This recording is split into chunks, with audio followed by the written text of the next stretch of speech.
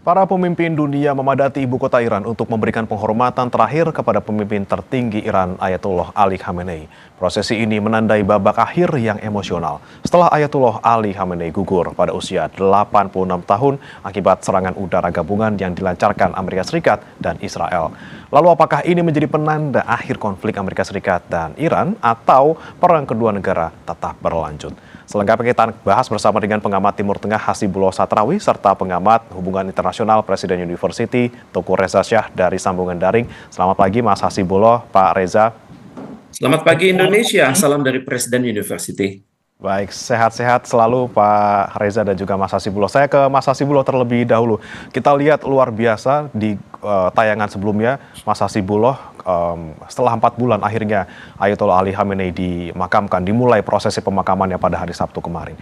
Apakah Anda melihat ini juga menjadi satu proyeksi pemakaman publik yang paling besar di dalam sejarah modern ini, Mas? Ya, saya rasa mengikuti prosesi pemakaman Ayatollah Ali Khamenei, kita sebagai manusia dan dari perspektif kemanusiaan merasakan ada sesuatu yang tidak biasa. Ada sakralitas yang begitu kuat di situ, ada karisma yang begitu hadir di situ, dan kalau kita mencatat Mas Bre, paling tidak dalam beberapa tahun terakhir saya merasakan 4 orang yang ada nuansa seperti sekarang ini. Katakan dulu sekali kurang lebih tahun 2004 itu ada mendiang Yasir Arafat yang sama sebagai tokoh dan pemimpin disambut dan disikapi dengan duka cita mendalam oleh masyarakat Palestina dan juga dunia. Di Indonesia kita tahu ada Kiai Haji Abdurrahman Wahid yang kita tahu bagaimana beliau meninggal juga sama meninggalkan duka dan kemanusiaan yang luar biasa. Dan sekitar 1 tahun yang lalu 2025 kita juga diingatkan pada pemandangan yang terjadi di Vatikan, meninggalnya Paus Fransiskus yang sekali lagi manusia menyatu dalam kemanusiaan merasakan sebuah kenyataan agung, kenyataan yang melintasi berbagai macam katakanlah sekat-sekat komunalitas, sekat-sekat satu kelompok dengan kelompok yang lain. Dan hari ini menurut saya kita menyaksikan kembali fenomena perginya tokoh besar yang disaksikan oleh para pencintanya. Ribuan bahkan jutaan diperkirakan akan mengiringi seluruh proses pemakaman Ayatollah Ali Khamenei. Dan sekali lagi bagi saya ini adalah suatu pengakuan ya yang tidak bisa lagi direkayasa. Ini adalah ekspresi kejujuran, ini adalah ekspresi kemanusiaan. Karena itu saya menyatakan dalam beberapa waktu sebelumnya termasuk di Kompas bahwa secara politik pada akhirnya keputusan untuk menunda proses pemakaman terhadap beliau ini saya mencatatnya sebagai keputusan luar biasa. Karena ini diambil ketika Iran tidak lagi bisa menentukan dirinya apakah masih akan ada atau tidak. 28 Februari serangan dilakukan, targetnya jelas adalah penggantian rezim. Dan berbagai macam tokoh utama telah meninggal. Kalau tidak ada keputusan dan pertimbangan yang matang, maka saya menduga mungkin akan diambil keputusan yang berbeda daripada hari ini. Tapi sekali lagi ini diputuskan untuk ditunda sehingga ada proses yang lebih sempurna dan yang tidak kalah kuat, Mas Bray, menurut saya secara politik. Kenapa kemudian ini diambil hari ini? Ya. Hari-hari ini. Kenapa kok bukan sebelumnya? Kenapa kok bukan nanti? Saya sekali lagi membacanya sebagai pengamat politik, ini ada penekanan-penekanan politik, makna-makna politik yang itu adalah intrinsik di dalamnya, menyatu di dalam sosok yang bernama Ayatollah Ali Khamenei. Persis seperti beliau, beliau bukan hanya tokoh agama, bukan hanya tokoh politik, tapi juga tokoh agama pada waktu yang bersamaan. Dia adalah tokoh spiritual, selain sebagai tokoh kekuasaan. Dan inilah kemudian yang membedakan beliau dengan banyak pemimpin dunia sekarang ini, terutama di Barat, katakan bahkan Presiden Trump sendiri atau bahkan presiden-presiden lain yang hanya notabene menjadi representasi daripada tokoh politik. Nah, ekspresi ini adalah mencerminkan beliau bukan hanya pemimpin politik, beliau melampaui bahkan melebihi pemimpin politik. Beliau adalah pemimpin spiritual, bahkan saya menyebut sebagai pemimpin yang direspon dengan cinta oleh masyarakatnya. Dan semua ini, pemandangan ini adalah bagi saya ekspresi kejujuran terkait cinta dan harisma yang ada dalam diri beliau. Baik, saya ke Pak Reza. Pak Reza, dengan banyaknya pemimpin dunia, delegasi dunia yang juga datang ke sana, apakah ini juga menjadi bentuk dukungan yang luar biasa besar untuk Iran, dan juga dengan diadakannya di saat ini gitu Pak Reza, di kala kondisi belum 100% aman dan juga kondusif, apa yang kemudian perlu diwaspadai? Apakah ada ancaman-ancaman tertentu yang kemudian bisa saja datang ketika mungkin dalam tanda kutip Iran sedang fokus ke pemakaman Ali Khamenei? Kalau saya perhatikan cara berpikir Iran adalah mereka negosiasi jalan terus, tapi kesiagaan nasional itu jalan terus. Kesiagaan itu terlihat dari sekitar 20 juta orang yang hadir pada upacara yang mulia hari ini dan beberapa hari ke depan. Ini merupakan momentum nasionalisme bagi masyarakat Iran, juga momentum kesetiaan pada pemimpin tertinggi, kemudian juga momentum untuk siap menjawab tantangan Amerika Serikat.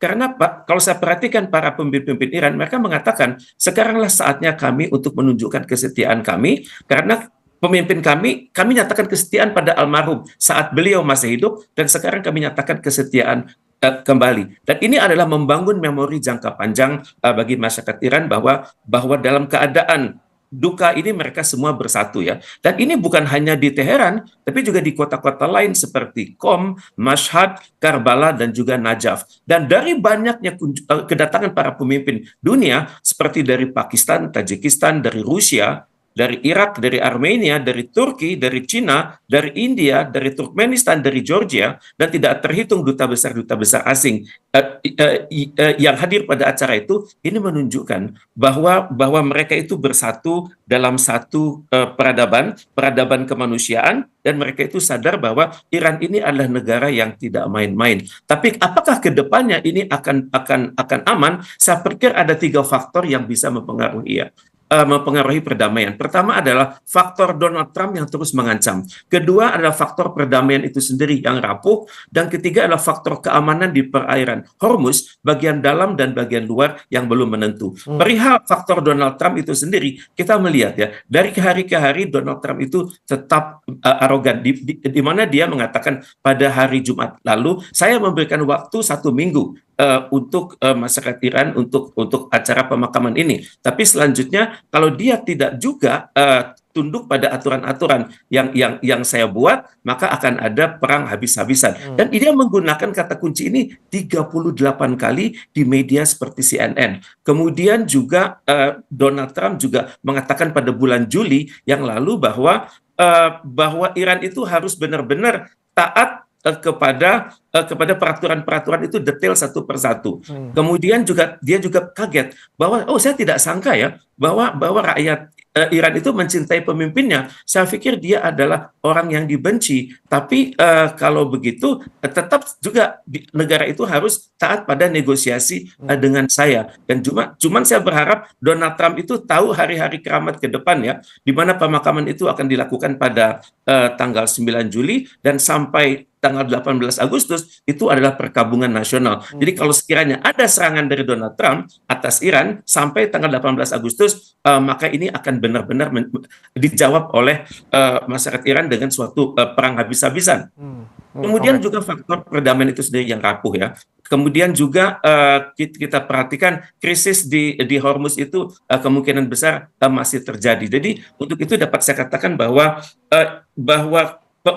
pemakaman Ayatollah ini merupakan suatu tonggak besar dalam sejarah peradaban Iran, dan saya sangat berharap Amerika itu sadar untuk benar-benar kembali kepada perundingan. Demikian. Oke, baik. Nah, ini yang saya mau tanyakan juga ke Mas Hasibullah, dengan prosesi pemakaman besar Ali Khamenei di Iran seperti itu. Kedepannya, bagaimana kemudian proses negosiasi maupun juga menuju ke kedamaian ini, Mas? Karena di pemakaman ini juga warga Iran terus teriak soal tuntutan balas dendam. Amerika Serikat walaupun menghormati selama seminggu pemakaman, jadinya kemudian nanti negosiasi akan dilanjutkan setelah pemakaman. Di sisi lain juga Israel sebelumnya menyuarakan ancaman untuk membunuh Mojtaba. Ini bakal nego lagi nggak? Atau bisa jadi malah nanti perang, karena masih panas nih antara Israel, Iran, dan juga Amerika Serikat? Ya, terima kasih Mas Bre. Saya rasa memang membaca perkembangan di Iran dan Timur Tengah secara umum mutakhir itu tidak cukup hanya dibaca dalam perspektif satu ruangan. Ini ibarat seperti kamar adalah ada beberapa kamar yang terkoneksi di antara satu sama lain. Kalau waktu perundingan ya hanya ada dua, katakanlah di Hormuz dengan di perundingan, tapi sekarang juga ada di pemakaman dan perkembangan-perkembangan yang lain. Saya ingin mengatakan kalau dari sisi Iran, sebenarnya Iran sedang melakukan beberapa langkah secara simultan yang itu semuanya mengarah pada satu kenyataan yang kalau dalam analisa yang saya sampaikan 1 hari 2 hari setelah perang 28 Februari, Iran kemungkinannya dua akan melakukan pergantian rezim atau pengukuhan rezim, maka yang sekarang mulai dilakukan adalah langkah-langkah nyata menuju pengukuhan rezim. Dan itu langkah besarnya sudah diambil dari tanggal 9 Maret ketika Mujtaba dinobatkan sebagai pengganti daripada bapaknya, dan kemudian dilanjutkan dengan langkah-langkah perundingan yang dalam analisis waktu yang saya catat itu jelas bagaimana Iran mengalami kayak semacam perubahan posisi dari awalnya tertekan kemudian menjadi menekan Amerika, menekan Israel karena satu keadaan yang mau tidak mau harus dihadapi oleh Amerika terutama terkait dengan kepentingan pemilu. Dan itulah kemudian yang saya melihat secara pasti walaupun perlahan dan simultan Iran melangkah kepada pembangunan dirinya sebagai negeri di Timur Tengah yang berbeda di antara sebelum perang 40 hari dan perang dan setelah perang 40 hari. Sebelum perang 40 hari Iran adalah menjadi sebuah negeri kaya raya tapi kemudian dipersekusi dalam tanda kutip oleh berbagai macam kelompok di Timur Tengah terutama para sekutunya Amerika. Dan kemudian perang 40 hari dijadikan sebagai kesempatan oleh Iran melakukan sebuah perlawanan totalitas, melakukan sebuah perjuangan besar sehingga dia mencapai titik hari ini. Yang kalau kata Galibab, apa yang dicapai oleh Iran hari ini tidak terlepas dari rudal. Karena itu cara berpikir Iran, kata Galibab, adalah kami tidak harus memilih di antara rudal atau diplomasi. Kami harus menggunakan rudal pada satu waktu dan menggunakan diplomasi pada waktu yang lain. Jadi saya melihat hari-hari ini dan ke depan sebenarnya ini adalah sebuah upaya pembangunan ulang, pembaharuan Republik Iran mewujudkan yang disebut sebagai Iran pasca perang. Dan bayangannya itu sebenarnya sudah nyata bagaimana Iran tidak lagi mau didikte. Dan salah satu yang digunakan misalkan kartu Hormuz, jelas Iran tidak ingin lagi melepas kartu Hormuz, walaupun harus berhadapan kembali dengan Amerika, walaupun harus kembali kepada perang total.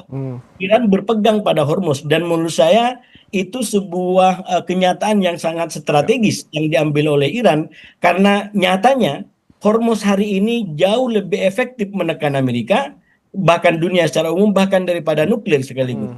Nuklir hanya menjadi Iran dalam sebuah permusuhan bagi banyak negara, tapi dengan Hormuz justru Iran memberikan peran yang sangat efektif. Dan itu yang dari awal Mas Bre saya sampaikan, ini adalah kartu, ini adalah sayap yang digunakan oleh Iran dalam perang ini dalam bola lambung. Itu saya sampaikan berulang-ulang semenjak dari perang ini, dan pencapaian Iran hari ini tidak lepas daripada efektivitas serangan bola lambung melalui sayap Selat Hormuz yang sekali lagi kalau kita melihat Iran ke depan, Iran tidak akan melepaskan Hormuz. Bahkan sekarang situasinya juga semakin kuat berpegangan kepada Hormuz. Oke, masih Hormuz yang menjadi andalan Iran tentunya untuk bangkit dan juga menekan Amerika Serikat. Saya kembali ke Pak Reza. Pak Reza, jika kita lihat kondisi saat ini gitu, mungkin Amerika Serikat mikir-mikir lagi untuk menyerang Iran paling tidak dalam masa berkabung pemakaman Ali Khamenei. Tapi bagaimana dengan Israel misalnya? Karena di tengah-tengah negosiasi selalu Israel datang mengacaukan semuanya. Apakah kemudian kita juga patut waspada terhadap ancaman Israel, dan apakah Amerika Serikat bisa ngontrol Israel paling tidak seperti apa yang dikatakan oleh Iran, harus bisa menjaga ataupun mengendalikan dalam tanda kutip hewan peliharaannya? Tepat sekali ya, Israel adalah kekuatan yang luar biasa. Kalaupun Amerika mengatakan ingin mengontrol Israel, tapi dalam kenyataannya justru Israel yang mengontrol Amerika Serikat. Kita perhatikan misalnya ya, perusahaan-perusahaan multinasional itu selalu mengupayakan kontrak itu selalu dibuat. Kemudian kalangan AIPAC, American Israel Public Affairs Committee, itu selalu bermain dalam proses naiknya elit-elit Amerika Serikat, legislatif, eksekutif, yudikatif, kemudian juga di level gubernuran, kemudian mereka juga selalu bermain pada saat ada pengambilan keputusan. Jadi saya pikir Israel tidak mau diganggu oleh siapapun, karena kita sebagaimana pernah dinyatakan oleh Benyamin Netanyahu sendiri, selama saya masih memimpin dan juga pemimpin Israel ke depan, itu namanya Palestina itu tidak pernah ada, tidak akan pernah ada, dan juga Israel Raya itu akan terus berlanjut. Jadi ini yang saya pikir harus diwaspadai, bahwa kemungkinan besar Israel dapat saja melakukan berbagai aksi-aksi di laut. Misalnya mungkin saja akan terjadi yang namanya accidental detonation, ada kapal yang mendadak meledak, kemudian ternyata kapal tersebut diledakkan secara remote oleh Israel. Ini kemungkinan besar terjadi, seringkali dilakukannya, dan kemungkinan juga akan ada aksi-aksi terpisah yang merupakan suatu false flag. Istilahnya tuh lempar batu sembunyi tangan. Sembunyi tangan kemudian menciptakan krisis antara Amerika Serikat dan Iran. Dan untuk itulah saya perhatikan Israel itu selalu punya kemungkinan. Misalnya kita perhatikan pada saat hari-hari terakhir bulan Juni silam, bukankah Israel memprakarsai perundingan trilateral antara Israel, Lebanon, dan juga Amerika Serikat, yang intinya adalah Amerika Serikat akan datang ke Lebanon untuk memperkuat ekonomi dan juga mendukung angkatan bersenjata Lebanon, dan kemudian pada saat yang sama, ini adalah saat-saat di mana UNIFIL akan mengakhiri tanggung jawab mereka, dan untuk itu dapat dikatakan bahwa dengan adanya perjanjian baru ini, trilateral ini, maka Hezbollah itu kemungkinan besar akan tersingkir. Jadi dengan demikian perluasan wilayah Israel akan masuk ke seluruh wilayah Lebanon. Ini yang harus diwaspadai. Dan pada saat yang sama, emosi di Iran sedang sangat tinggi. Sedang ada penyatuan spiritual antara masyarakat dengan pemerintah mereka. Dalam kondisi seperti ini, bila pemerintah Iran merasa bahwa kelompok-kelompok pro-Iran itu sedang terganggu, teraniaya, dan ada potensi dimusnahkan, maka tidak mustahil Iran akan melakukan langkah-langkah strategis di berbagai titik di Hormuz dan juga di luar Hormuz. Demikian. Baik. Saya kembali ke Mas Hasibuloh. Mas Hasibuloh, jika kita bicara soal perundingan yang kemungkinan akan dimulai lagi setelah rangkaian pemakaman Ali Khamenei berakhir seperti itu, apakah kemudian ke depannya ini Iran masih akan getol untuk mempertahankan Selat Hormuznya dan masih membahas lagi-lagi soal Selat Hormuz, sementara isu-isu lain mungkin akan lebih dikesampingkan, pokoknya Selat Hormuz beres dulu nih? Ya, sebenarnya kalau kita baca perkembangan-perkembangan yang ada, termasuk di perundingan itu yang saya bilang tadi, itu kayak Iran sedang membangun masa depannya, Iran ke depan, walaupun memang berbeda-beda, tapi strukturnya menurut saya nggak jauh berbeda. Yang pertama, bagaimana Iran ke depan akan lebih berdaya, itu bisa dibaca dari kesepahaman terkait dengan pembukaan sanksi dan pencairan aset yang dibekukan gitu ya. Lalu kemudian melalui manajemen ulang Selat Hormuz, itu lagi-lagi substansinya adalah kurang lebih sama. Bagaimana Iran ke depan itu akan menjadi Iran yang menentukan di kawasan. Dia tidak akan lagi terpinggirkan, dia akan menjadi faktor di kawasan. Bahkan berkaitan dengan penghentian semua perang di semua front, terutama di Lebanon, itu artinya apa? Artinya adalah tangan-tangan Iran, kuasa-kuasa Iran itu makin kuat menentukan. Tidak perlu senjata, karena cukup dengan kesepahaman dengan Amerika, maka mau tidak mau Israel harus out dari Lebanon. Coba bayangkan, ini Iran tidak menggunakan senjata, tapi dia menggunakan kesepahaman dengan Amerika untuk memaksa Israel out daripada Lebanon. Karena itu, kalau kita baca respon daripada Israel menyadari cara main Iran yang di balik layar, di balik perundingan, tapi dia meneguhkan kekuasaannya, meneguhkan dominasinya. Karena itu, kalau kita baca politik Israel, Netanyahu, dia tidak ingin tunduk kepada Iran, dia tidak ingin tunduk kepada dominasi Iran, dan yang digunakan adalah yang disebut oleh Pak Reza tadi, yaitu kesepakatan kerangka awal di antara dirinya dengan otoritas Lebanon yang juga dimediasi oleh Amerika melalui Menlu Amerika. Jadi Bre, kalau kita baca dalam kacamata yang struktural tadi, maka sebenarnya Iran sekali lagi dia sedang membangun ulang jati dirinya, atau memperbaharui sekaligus mengukuhkan semangat revolusi dalam dirinya. Dan pemakaman sekarang adalah merupakan sebuah modal ke depan, karena sekali lagi saya tadi sampaikan, kalau kemudian ini dilakukan sekarang, salah satu jawabannya adalah karena akibat daripada perundingan dengan Amerika, sebenarnya di Iran juga terjadi yang disebut sebagai faksionalisasi. Jadi bagaimana kelompok-kelompok yang lebih keras itu tidak ingin sebenarnya kesepahaman ini berlanjut. Ya. Mereka ingin tetap lanjut dengan logika perang. Nah, pemakaman ini tidak lain kalau saya memaknai secara politik adalah upaya untuk memperbaharui, untuk memperkuat kembali semangat revolusi Iran, persatuan Iran yang itu akan digunakan oleh Iran ke depan untuk membentuk Iran yang baru, yang menentukan di Timur Tengah, yang menentukan di Teluk. Bahkan kalau tidak hati-hati, bukan tidak mungkin Amerika akan semakin tersingkir dari lapangan di Timur Tengah akibat daripada pola-pola permainan yang dimainkan oleh Iran. Oke. Misalnya terkait dengan pengamanan Teluk, sekarang itu kan publik sudah tahu kenapa masih ada Amerika. Bukannya Amerika itu dibutuhkan untuk mengamankan Teluk dari serangan luar dan dalam. Perang 40 hari, Iran membuktikan bahwa itu tidak membuktikan apapun. Karena rudal Iran, serangan Iran bisa mencabik dan menghancurkan negara-negara Arab Teluk. Nah, oleh karena itu walaupun Teluk sekarang mungkin secara retorika masih konsisten dengan status dengan kerjasama dengan Amerika, tapi saya menduga di dalam kebatinan yang lebih dalam juga ada kegelisahan kalau tidak mau melibatkan Iran ke depan. Dan itu artinya Iran pasca perang Ya. akan berbeda dengan Iran sebelum perang. Oke, momen untuk memperkuat posisi dan juga citra baru buat Iran semakin kuat di kawasan seperti itu. Saya kembali ke Pak Reza. Pak Reza, ini terakhir saja Pak Reza. Ini kan dari masyarakat Iran masih terus mendesak untuk bisa membalaskan dendam atas kematian Ali Khamenei. Di satu sisi apakah Iran ini akan menyerang terlebih dahulu atau ya udah kalau misalnya saya diserang saya baru menyerang balik. Dan kemudian ke depannya bicara soal negosiasi, Pak Reza, apakah kemudian yang perlu dibahas oleh kedua negara dengan mediator ini adalah bukan lagi poin-poinnya karena sudah ada 14 yang lalu sudah ada 14 poin yang di pertengahan Juni, tinggal bagaimana penjembrengannya, detailnya seperti apa dan juga bagaimana ketaatan dari poin-poin tersebut seperti apa, Pak? Pertama, apakah Iran akan menyerang dulu? Dalam tradisi Islam, mereka tidak akan menyerang terlebih dahulu, tapi mereka akan bertahan. Itu yang pertama. Kemudian perihal detail dari perjanjian, sebenarnya ini akan tergantung pada kualitas Pakistan dan Qatar dalam menengahinya, dalam membedah isu-isu strategis tersebut. Karena kalau seperti dimintakan oleh Iran, nuklir dan Hormuz itu belakangan.